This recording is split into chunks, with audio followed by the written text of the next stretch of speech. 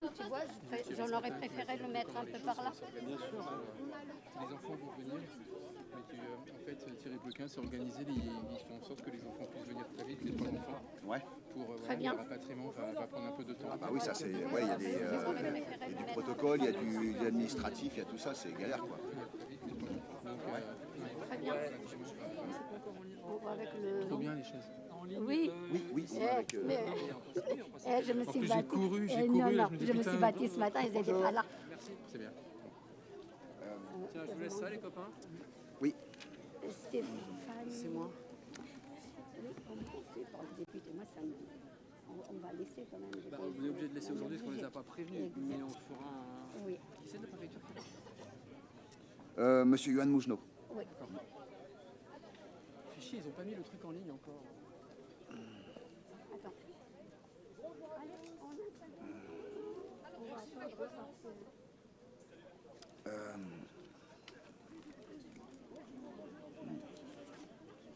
Ouais, c'est ça.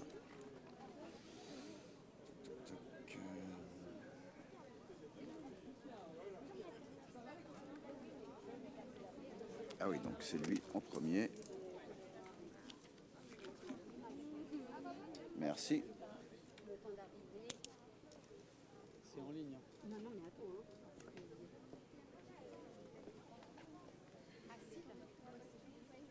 Bonjour.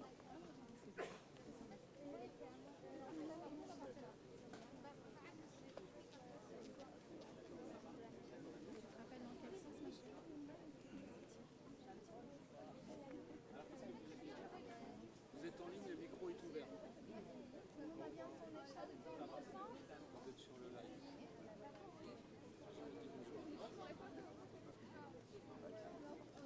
Oui, monsieur Jordan, regardez, on a tout préparé avant, on a tout expliqué, pourquoi on dit ça? J'en suis sûr, mais je voulais tester.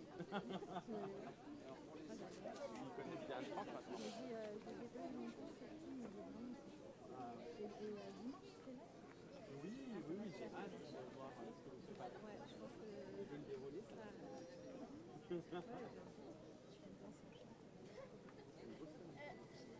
Ouais, mais c'est bien, de toute façon, on sait bien. Eh ben, on va faire une cérémonie de clôture. Et du coup, je vais l'organiser avec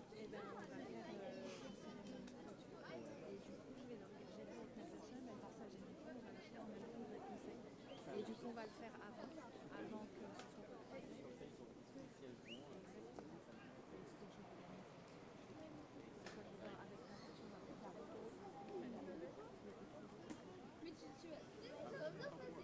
Ouais, c'est dommage, on n'a pas fait grand chose.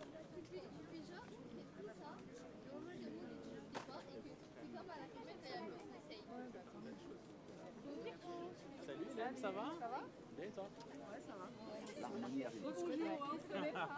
C'est hier matin. Bon, c'est bon. On était en train de se regarder. Ouais, ça va. On se connaît, on s'est vu. Monsieur Alban, pardon. Ça va? Oui. Du CNE? Je suis responsable du conseil municipal.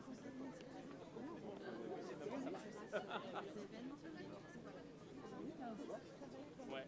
En fait, le côté bleu, c'est le côté municipal. Ah, ça va, vous allez bien? Bonjour, très bien et vous? Ça va. Tout à l'heure, Abdel, il est venu avec le côté rouge. Oui, mais c'était pas pour moi, c'est Arzeka qui se... Oui, je lui ai transmis le... Super. Bon, nickel. Merci beaucoup. Bon. Heureusement que j'ai rien dit. On aurait été dans une sacrée panade. Ah oui. Il y a des choses qui arrivent. Oui. Mais c'est stressant quoi. J'ai eu de la chance que un de vos collègues m'a fait signe qu'il y avait une place et que j'ai pu me garer direct. Je vois qui c'est. C'est la jeune fille avec la veste beige. Ouais.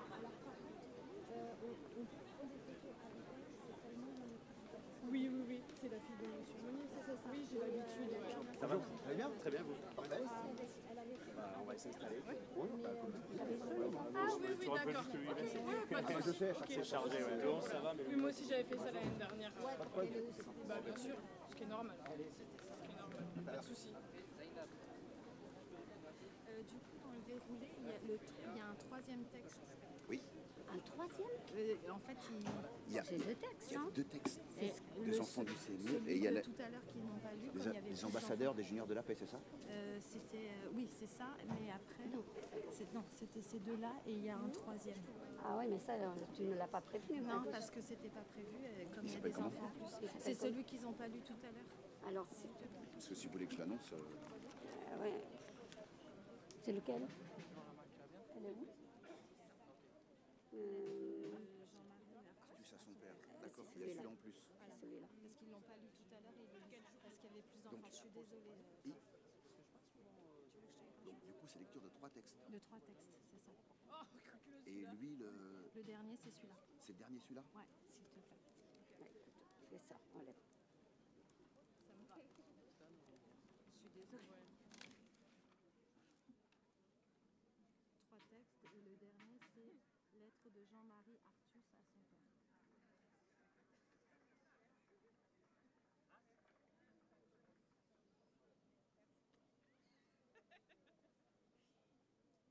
Jean-Marie Artus à son À père. son père, c'est ça. Ok. Merci beaucoup. Et donc, et après, il y a aussi celui-là, hein, on est bien d'accord, par les ambassadeurs juniors de la paix. En plus. Non, ça, c'est pas moi. D'accord, c'est pas vous, ok, Ça, ça marche. c'est pas nous. Ça, c'est vraiment le CME, c'est les 3 textes. Ça marche. Merci beaucoup. Pas de souci. Oui. Il est là.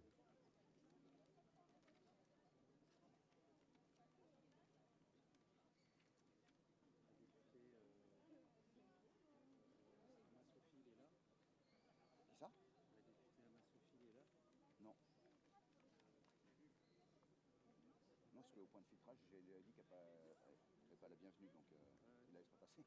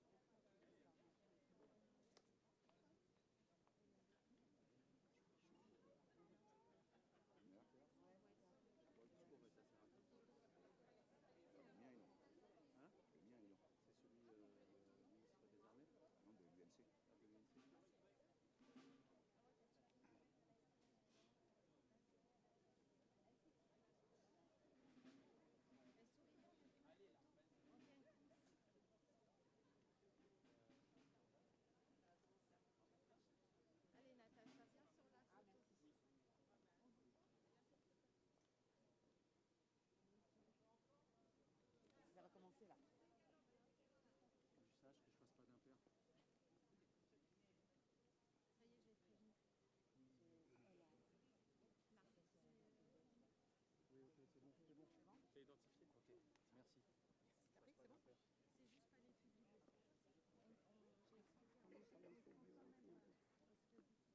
Ok,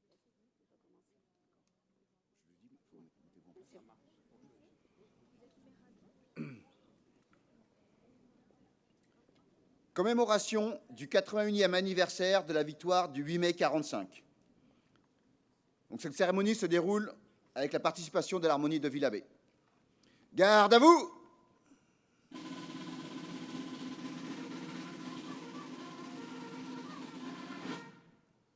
Levée des couleurs.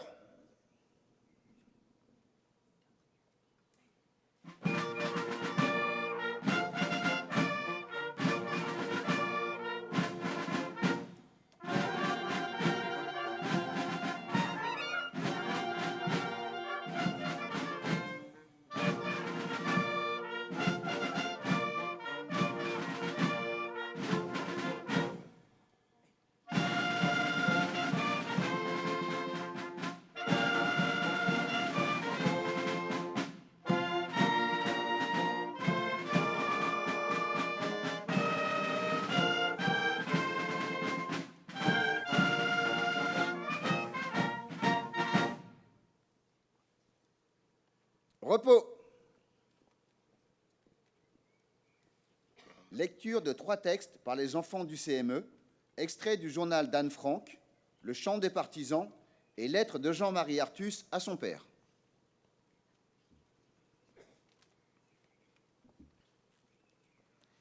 Extrait du journal d'Anne Frank. Rother, un de ces boches haut placés, a tenu un discours. Tous les Juifs doivent avoir quitté les pays germaniques avant le 1er juillet.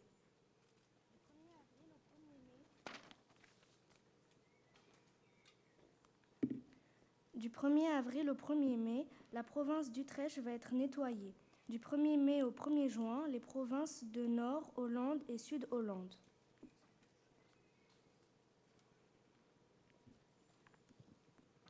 Comme un troupeau de bétail pitoyable, malade et délaissé, ces pauvres gens sont emmenés vers des abattoirs malsains.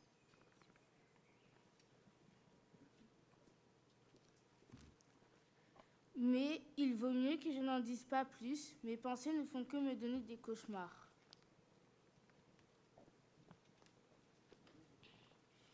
Il m'est absolument impossible de tout construire sur une base de mort, de misère et de confusion. Je vois comment le monde se transforme lentement en un désert. J'entends plus fort, toujours plus fort, le grondement du tonnerre qui approche et nous tuera, nous aussi. Je ressens la souffrance de milliers de personnes. Et pourtant, quand je regarde le ciel, je pense que tout finira par s'arranger. Que cette brutalité aura une fin, que le calme et la paix reviendront régner sur le monde. En attendant, je dois garder mes pensées à l'abri. Qui sait, peut-être trouveront-elles une application dans le temps à venir.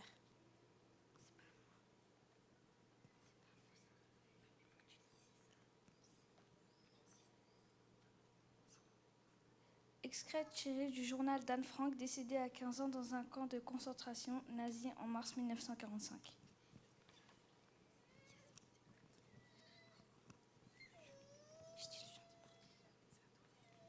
Le chant des partisans. Ami, entends-tu le vol noir des corbeaux sur nos plaines? Ami, entends-tu les cris sourds du pays qu'on enchaîne? Ohé, partisans, ouvriers et paysans, c'est l'alarme.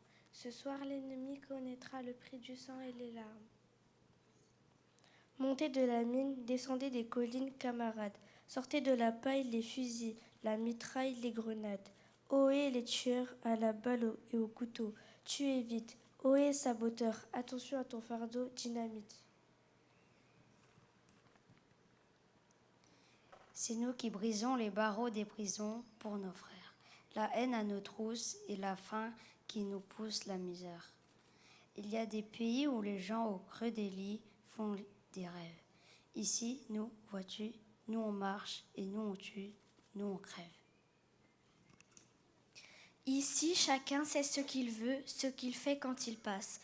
Ami, si tu tombes, un ami sort de l'ombre à ta place. Demain, du sang noir séchera au grand soleil sur les routes. Sifflez, compagnons, dans la nuit, la liberté nous écoute. Extrait du chant des Parisiens, des partisans, hymne de la résistance française par Anna Marly, Joseph Cassel et Maurice Druon en 1943.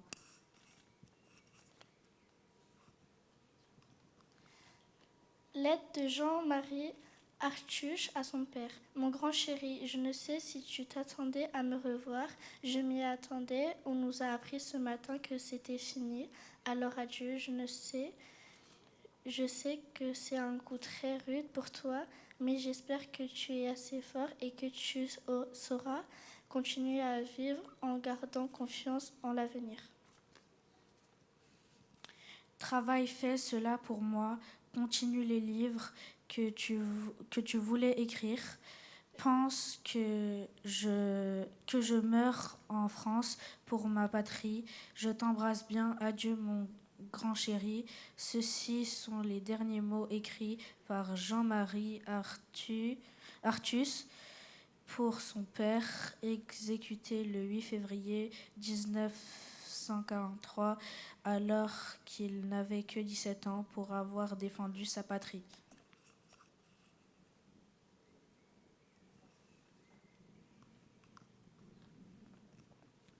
Lecture d'un texte par les enfants de l'association Les Ambassadeurs Juniors de la Paix. Ce cœur qui haïssait la guerre, ce cœur qui haïssait la guerre, voilà qu'il bat pour le combat et la bataille. Ce cœur qui ne battait qu'au rythme des marées, à celui des saisons, à celui des heures, du jour et de la nuit. Voilà qu'il se gonfle et qu'il envoie dans les veines un sang brûlant de salpêtre et de haine. Et qu'il mène un tel bruit dans la cervelle que les oreilles en sifflent. Et qu'il n'est pas possible que ce bruit ne se répande pas dans la ville et la campagne, comme le son d'une cloche appelant à l'émeute et au combat. Écoutez, je l'entends qui me revient renvoyé par les échos. Mais non, c'est le bruit d'autres cœurs, de millions d'autres cœurs battant comme le mien à travers la France. Ils battent au même rythme pour la même besogne, tous ces cœurs. Leur bruit est celui de la mer à l'assaut des falaises, et tout ce sang porte dans des millions de cervelles un même mot d'ordre. Révolte contre Hitler et mort à ses partisans. Pourtant, ce cœur haïssait la guerre et battait au rythme des saisons. Mais un seul mot, liberté, a suffi à réveiller les vieilles colères. Et des millions de Français se préparent dans l'ombre à la besogne que l'aube proche leur imposera. Car ces cœurs qui haïssaient la guerre battaient pour la liberté, au rythme même des saisons et des marées du jour et de la nuit. Robert Desnos, 1943.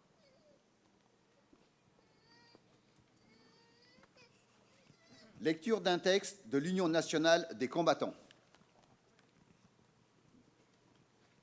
De juin 2024 au 8 mai 2025, la France a commémoré sa libération du joug nazi en 1944 et 1945. Nos fédérations et associations se sont investies dans l'ensemble des actions mémorielles organisées au niveau national et local. Elles se sont succédées dans le temps, tout au long des itinéraires suivis par les forces alliées et françaises, à partir des débarquements de Normandie et de Provence de 1944 en direction de l'Allemagne nazie. Les recherches dans les archives, les témoignages, ainsi que les commémorations ont permis de réveiller la mémoire oubliée d'un bon nombre de résistants, soldats de l'ombre, qui ont activement contribué à affaiblir le potentiel militaire et le moral de l'occupant, tandis qu'une partie de la population restait attentiste. L'après 8 mai 1945 a révélé à nos parents et aux plus âgés d'entre nous ici présents l'ampleur de l'horreur des camps de concentration et d'extermination nazis. Ils ont assisté à la mise en place d'un nouvel ordre mondial. En ce 8 mai 2026, ayons une pensée et surtout beaucoup de reconnaissance pour les combattantes et les combattants de cette période qui ont donné leur vie ou été blessés pour que revive la France. N'oublions pas les prisonniers de guerre, les déportés, les réquisitionnés du service du travail obligatoire, STO, les exilés et réfugiés, les malgré nous mosellans et alsaciens qui sont revenus dans un pays défiguré. Ils ont dû y reconstruire leur vie, pour certains au sein de familles disloquées et marquées par les 5 ans de guerre. L'absence ou la disparition d'un ou de plusieurs de leurs proches. Dans l'actuel contexte international, la mise en alerte et le déploiement de nos forces armées, de l'armée de terre, de l'air et de l'espace, de la marine, qui fête cette année ses 400 ans, de la gendarmerie nationale, des services, ne peuvent que nous inciter à nous mobiliser moralement et assurer leurs membres notre soutien. Chacun d'entre nous, ici présent, a un parent, un proche, un voisin, un ami ou une connaissance servant sous le drapeau français, sur le territoire national ou en opération extérieure. À la rentrée prochaine, près de 1800 jeunes intégreront, pour une durée de 10 mois, le dispositif du service national volontaire qui se met progressivement en place, dans le cadre du renforcement des forces armées. Dans ce contexte, ayant une pensée particulière pour les soldats du 7e bataillon de chasseurs alpins, le 7e BCA, dont la devise est « de fer et d'acier », projeté au Kurdistan irakien. Le 12 mars, ils ont perdu là-bas un des leurs, le major Arnaud Brion, mort pour la France. 6 autres de ses coéquipiers ont été blessés dans l'accomplissement de leur mission. Ils sont de la trempe du sergent Maxime Blasco, lui-même du 7e BCA, mort au Mali le 24 septembre 2021. Ils sont les dignes héritiers des anciens de cette unité, engagés dans les 2 batailles des Alpes de 1940 et 1945 et dans la résistance dans cette région. Soyons vigilants et réalistes, faisons preuve de résilience et de bon sens, en particulier face aux multiples tentatives de désinformation et de manipulation médiatique, intérieure et extérieure, qui visent à semer le trouble dans nos esprits et à nous diviser. Serrons les rangs, soyons fiers de notre drapeau et d'être français. Vive nos armées, vive la République et vive la France. Général de corps aérien Hervé Longuet, président national de l'UNC. Garde à vous!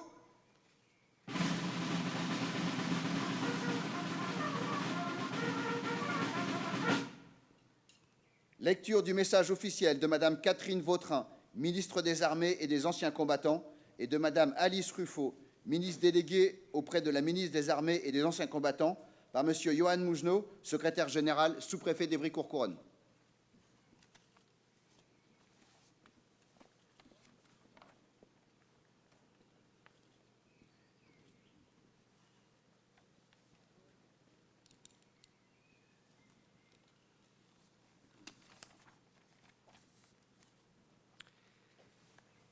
Il y a 81 ans, dans la nuit du 6 au 7 mai, à Reims, était signée la capitulation sans condition de l'Allemagne. Le 8 mai 1945, enfin, après des années d'épreuves, d'horreurs et de combats, l'Europe était libérée de l'emprise totalitaire et génocidaire nazie. Libérée par tous les alliés. Libérée avec le concours des armées de la France. La seule France, celle qui se bat et ne se rend pas. Ne l'oublions jamais, avant d'être une défaite des armes, la défaite de 1940 fut d'abord une défaite de l'esprit. Marc Bloch, historien, combattant de 14, volontaire à nouveau en 1939, fusillé en juin 1944, avait porté sur les responsables de la débâcle ce constat implacable: ils avaient estimé très tôt naturel d'être battus.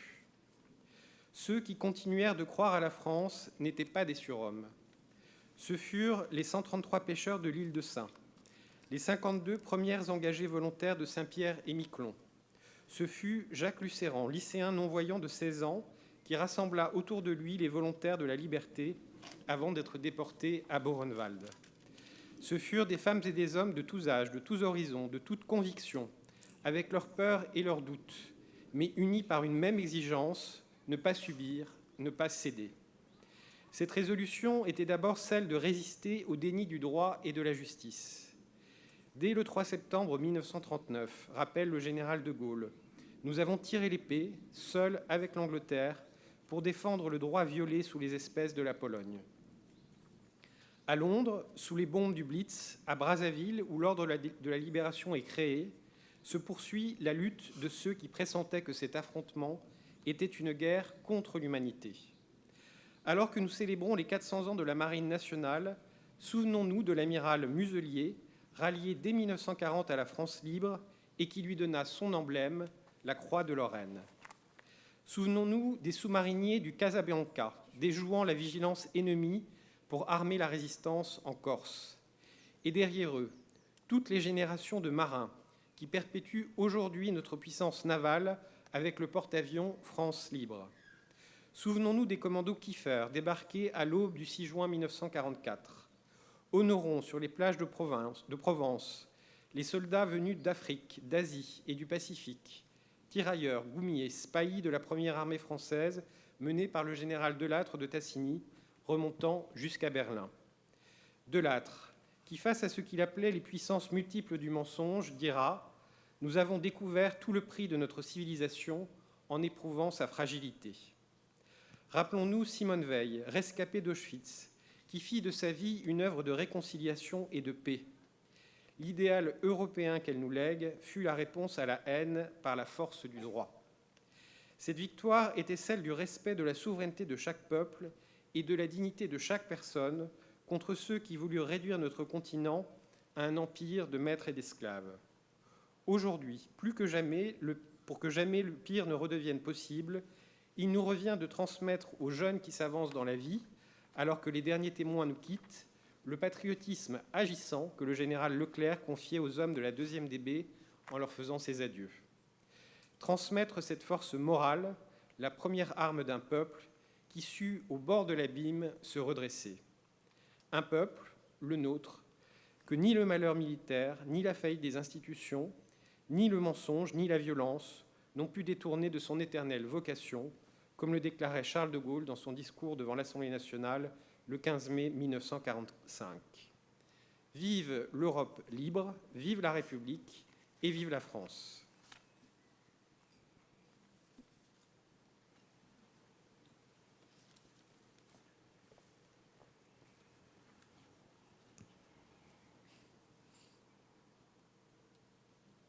Repos. Intervention de M. Stéphane Baudet, maire d'Ivry-Courcouronnes.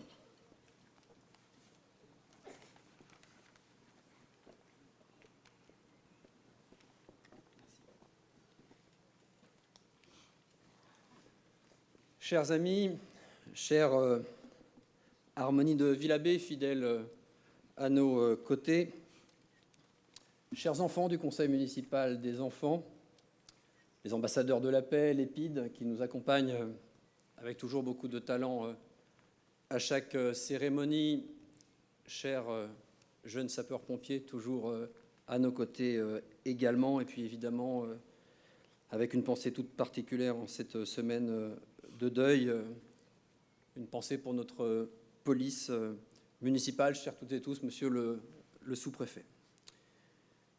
Que peut-il y avoir de commun entre un aristocrate monarchiste, fusillé par l'occupant, un petit paysan breton achevé d'une rafale dans le dos à 14 ans, une rédactrice des PTT morte d'épuisement à Flossenberg, un chef tribal tahitien qui rallie l'Océanie à la France libre, un préfet de la République, s'ouvrant la gorge dans sa cellule de la forteresse d'Ajaccio, après avoir écrit de son propre sang « Je n'ai pas parlé » sur le mur.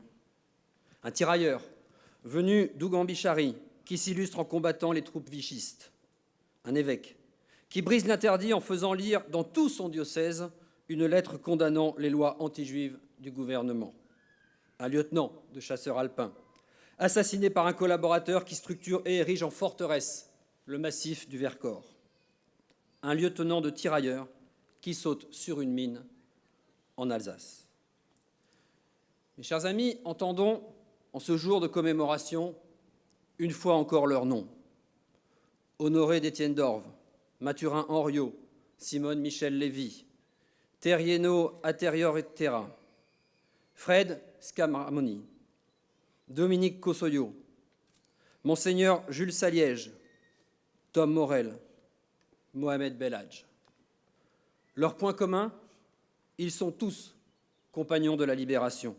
Parmi les 1038 qui composent l'ordre voulu par le général de Gaulle, témoin pour l'éternité, qu'il est ainsi écrit dans la crypte du Mont Valérien, de 1939 à 1945, ses fils se sont battus pour que vive la France. Oui, ils se sont battus jusqu'au sacrifice ultime pour récupérer une patrie et restaurer la République chez elle. Dire leur nom, rappeler ne fût-ce que quelques instants le destin qui fut le leur, c'est intégrer le souffle de la France au combat, quotidien, clandestin à l'issue incertaine, bien que le but fût commun et partagé, pour restaurer la République, faire disparaître pour toujours le régime imposé par l'occupant, régime de terreur, de partialité, de ségrégation, de reniement des plus élémentaires des libertés, conforté par un régime complice, réprimant son propre peuple, calant sa force de répression sur les diktats venus de Berlin. Il y a 80 ans, le général de Gaulle clôturait les admissions dans l'ordre de la Libération. 5 villes, 18 unités combattantes maintiennent aujourd'hui la flamme allumée le 16 novembre 1940. il y a 80 ans, l'année 1946 demeure le symbole d'une page qui se tourne, et surtout celle d'une nouvelle ère qui se bâtit sur des bases voulues solides et représentatives d'un modèle résolument démocratique. Éloigné le spectre de l'âme-goth que l'allié américain souhaitait imposer à la France, de l'impérialisme ou des balbutiements de l'histoire d'ailleurs. Partenaire et non vassal, proclamera le peuple de France, acteur de la victoire et non sujet, un peuple de vainqueurs qui ne saurait être un peuple de mendiants. La France, affaiblie par les destructions multiples et les privations, possède en effet tous les atouts pour se reconstruire et s'installer à nouveau à la table des grands. La France ne peut être la France sans la grandeur, écrit Charles de Gaulle. Et elle a désormais hâte de reprendre cette place en se réformant. Le 27 octobre 1946 naît la 4e République, dont la Constitution confirme la prédominance du pouvoir législatif sur le pouvoir exécutif. Le temps s'ouvre alors à se souvenir, à commémorer et à transmettre. Car les années 1940-1945 comptent parmi les pires que la France, dans son histoire et son destin, ait eu à connaître. Jamais, jamais, elle n'avait été si facilement vaincue, jamais aussi rapidement. Jamais l'ennemi n'avait frappé si vite au cœur du pays. Jamais la France des 43 et de la République n'avait été si brutalement humiliée. Jamais ces structures ne s'étaient non plus effondrées en si peu de temps. Il avait, pour mémoire, fallu 10 ans pour passer de la royauté à l'Empire, via la Convention, le Directoire ou le Consulat. Mais là, en 100 jours à peine, un pays hautement civilisé, où se croyant tel, de 40 millions d'habitants, abandonne tout à coup un régime parlementaire pour un régime autocratique, dirigé par un vieillard et contrôlé de très près, par l'ennemi. En 1871, les Prussiens de Bismarck, mis à part l'annexion des 4 départements, étaient restés aux portes de Paris. En 1940, les armées du maréchal Keitel sont installées au cœur même de la capitale. Le 14 juin 1940, elles défilent sur les Champs-Élysées. Ce chaos des institutions, brusquement transformé, servira de terreau à la peur, à l'humiliation et à l'ambiguïté. La France de Pascal, de Descartes, de Pasteur, basculera dans la France de la collaboration, de la délation, de la répression et bien sûr de la déportation. La France des Lumières s'endormira dans la France de la résignation. Le 8 mai 1945, date effective de la fin des combats en Europe, marque surtout le point de départ de ce monde nouveau, dont devront être chassées la peur, la haine et la désolation. Cette France écrasée et divisée, où rares étaient les Français que la guerre n'atteignait pas dans leur vie profonde, dans leurs affections, dans leurs désirs, va relever la tête. Des hommes et des femmes vont ériger la négation en espoir, le refus en quête de renaissance, l'obstination en vertu républicaine. 30 000 fusillés, 100 000 déportés. Tel est le prix qu'ils vont payer pour prendre en main le redressement de notre pays. Lorsque le 8 mai, Jean Delattre de Tassigny co-signe l'acte de capitulation de l'Allemagne, se mêlent dans l'encre les 200 000 militaires morts au combat, les fusillés des maquis, les torturés des prisons, les déportés de tous les camps, celles et ceux pour lesquels l'espoir de la résurrection de la patrie s'est conjugué avec la mort. Au cœur de l'Allemagne, les armées françaises sont allées porter et la guerre et le feu, sans esprit de revanche, mais pour affirmer que malgré les bégaiements de l'histoire, la liberté, l'égalité et la fraternité demeurent les seules et intangibles références auxquelles adhère notre République, que les hommes naissent et demeurent libres et égaux en droit. Après ces victoires éclairs, les chevauchées vers l'Est, cette opération Barbarossa, si mortifère, et trop peu enseignée, à mon sens, de notre côté du Rhin, car la plus meurtrière de l'histoire de l'humanité, opposant deux totalitarismes, l'un d'extrême droite, l'autre d'extrême gauche. L'adversaire vit se détricoter, les montages stratégiques, élaborés dans la tromperie et l'asservissement. Les régimes complices s'effondraient. La victoire s'affirmait sous les coups de boutoir des Alliés. Chassés d'Afrique, puis d'Italie, pressés à l'Est par l'effort surhumain de l'armée rouge lancée dans la reconquête de son territoire, compressés par les débarquements de Normandie et de Provence, harcelés partout par ces armées des ombres qui, malgré les coups reçus avec détermination, mettaient en œuvre les plans de retardement et de désorganisation, l'ennemi pourtant ne cédait pas, s'accrochant à chaque carrefour, semant encore dans son repli bien trop transformé en déroute la mort et la désillusion. Bientôt, comme juré à Koufra, les drapeaux français orneraient la cathédrale de Strasbourg. Bientôt, isolés dans Berlin, plutôt que de rendre compte à l'humanité des horreurs programmées, les principaux responsables choisiraient le suicide afin de se soustraire au regard des victimes. Le 7 mai 1945, à 2h41, la reddition de l'armée allemande est signée à Reims, dans une salle du Collège technique et moderne, par le maréchal allemand Alfred Joll. Les combats en Europe de l'Ouest, entamés depuis le 2 août 1939, prenaient fin. Les combats continuèrent bien sûr sur le front de l'Est, jusqu'à ce que les Allemands signent à nouveau un acte de capitulation spécifique avec les Soviétiques à Berlin. C'est donc peu avant minuit, le 8 mai, qu'une seconde reddition sans condition fut signée dans une villa de la banlieue est de Berlin. Les représentants de l'URSS, de la Grande-Bretagne, de la France et des États-Unis arrivèrent peu avant minuit. Après que le maréchal Georgi Zhukov eut ouvert la cérémonie, les représentants du haut commandement allemand, emmenés par le maréchal Keitel, furent invités à signer l'acte de capitulation entrant en vigueur à 23h01, heure d'Europe centrale.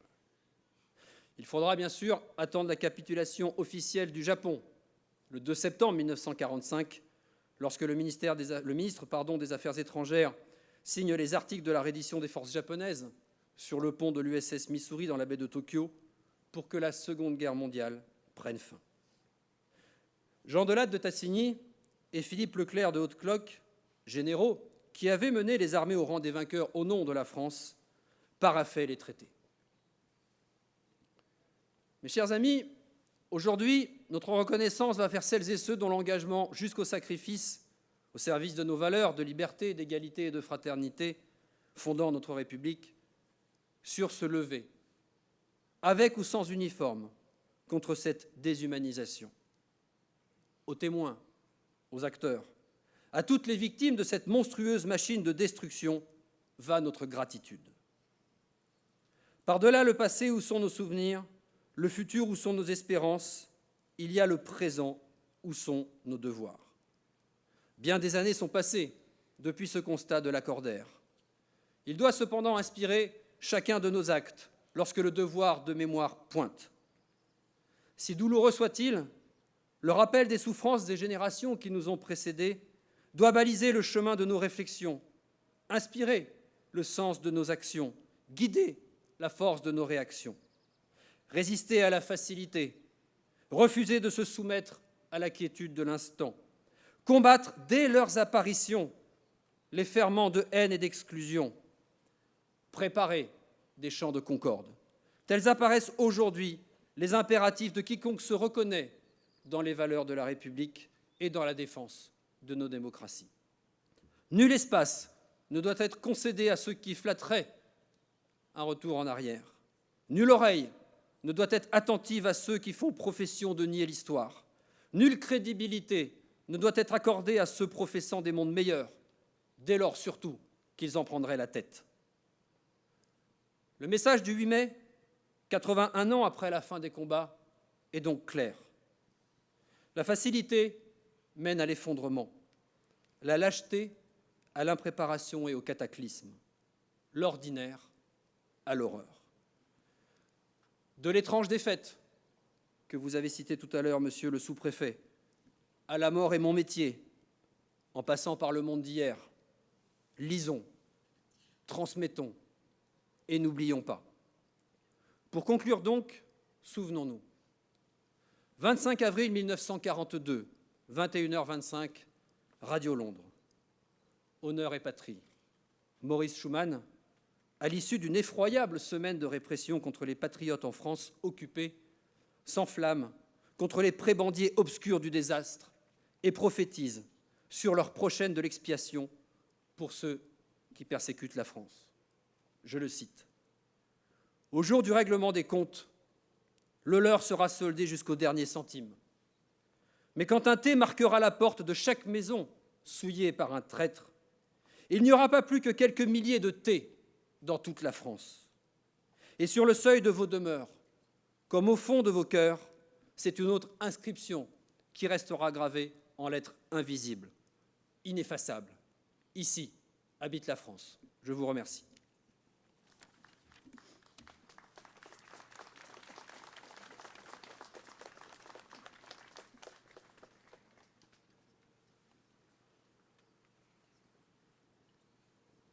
Dépôt des gerbes. Gerbe du souvenir français déposé par M. Jacques Longuet, président du comité d'Évry-Courcouronnes.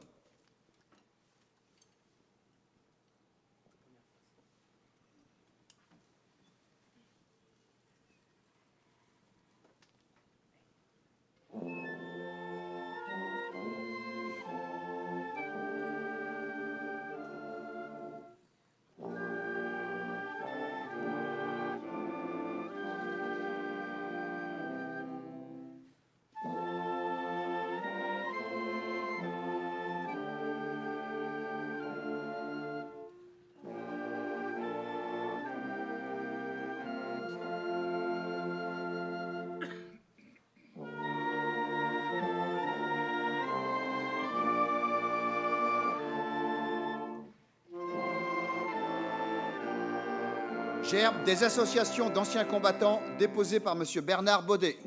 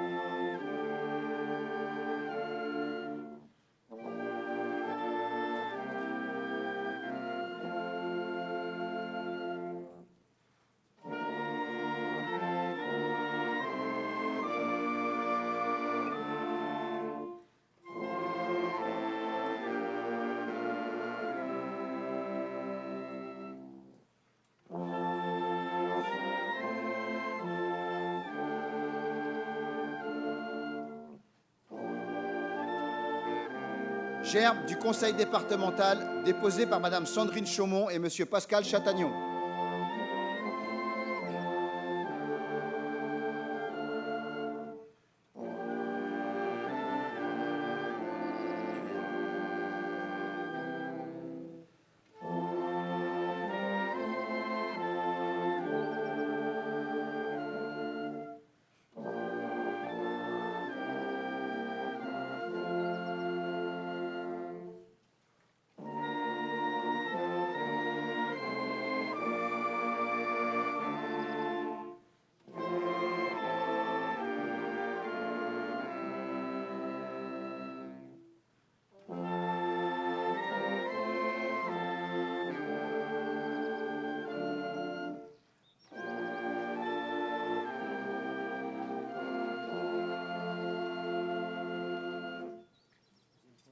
Gerbe de M. Stéphane Baudet, maire d'Évry-Courcouronnes et son conseil municipal.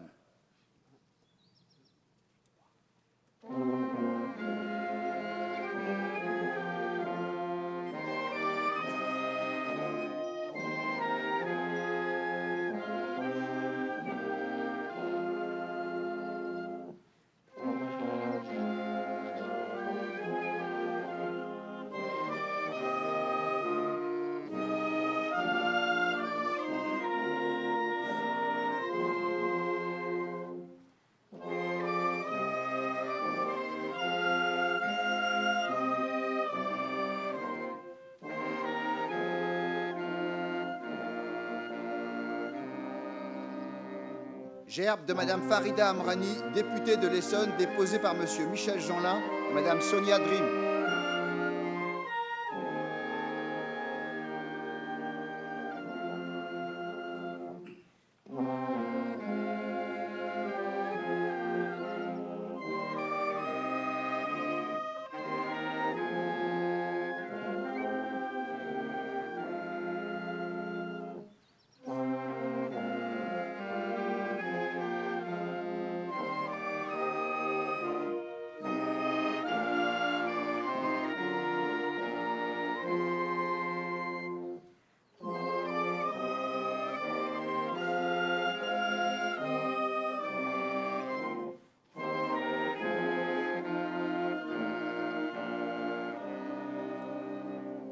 Gerbe de Madame Fabienne Baloussou, préfète de l'Essonne, déposée par Monsieur Johan Mougenot, secrétaire général, sous-préfet d'Evry-Courcouronnes.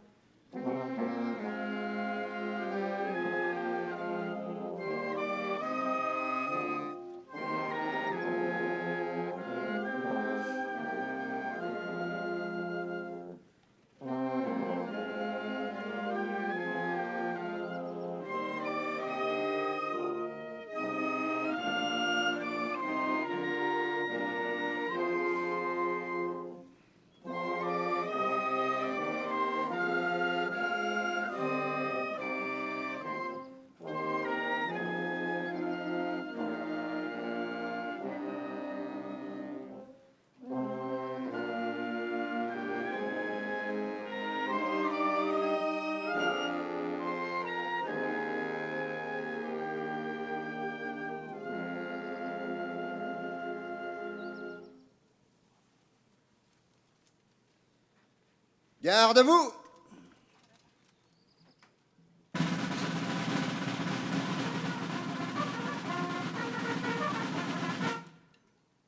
Sonnerie aux morts.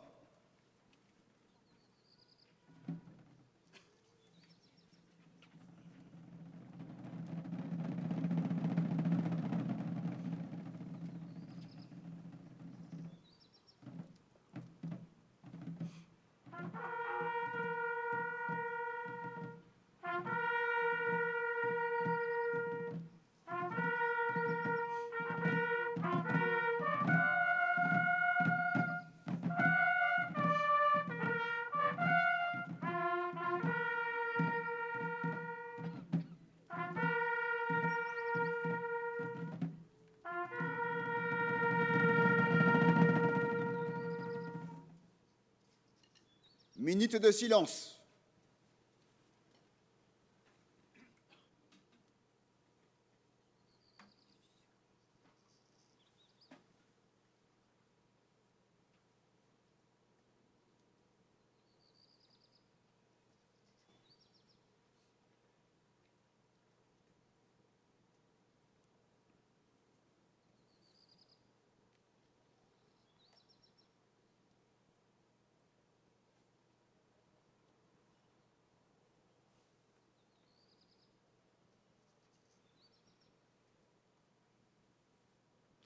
La Marseillaise.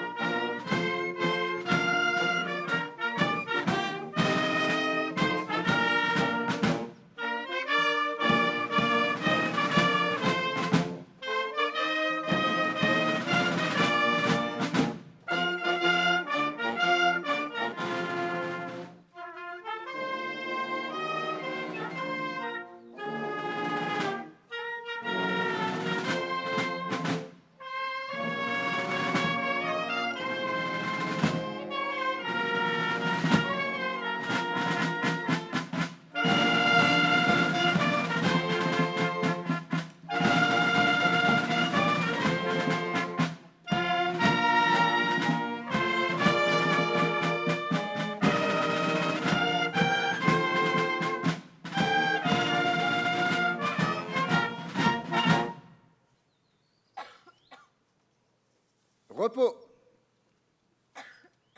Fin de la cérémonie, les autorités vont saluer les porte-drapeaux. Les participants à cette cérémonie sont invités à partir en cortège, accompagnés par l'harmonie de Villabé, afin de rejoindre le Foyer Club pour le vin d'honneur.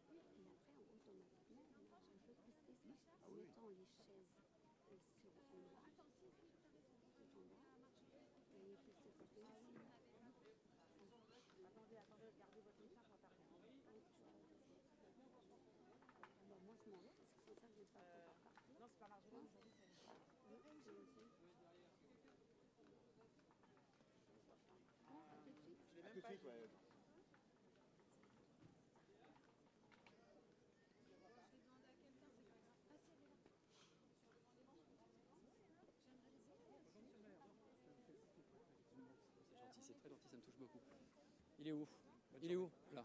S'il vous plaît, juste un petit mot en marge de la cérémonie. Je voudrais mettre quelqu'un en lumière, s'il vous plaît. Assez régulièrement après les cérémonies, un certain nombre d'entre vous nous demandent copie des discours que je prononce. Vous savez mon attachement au devoir de mémoire. Et je voulais redire que ces discours passionnants, passionnés, sont rédigés à quatre mains et de concert avec mon vieil ami, mon maître en histoire, qui est toujours à mes côtés depuis presque 30 ans. Et une grande partie de la richesse de ces discours, on les lui doit. Et donc j'aimerais mettre en lumière et qu'on applaudisse mon ami François-Joseph Roux.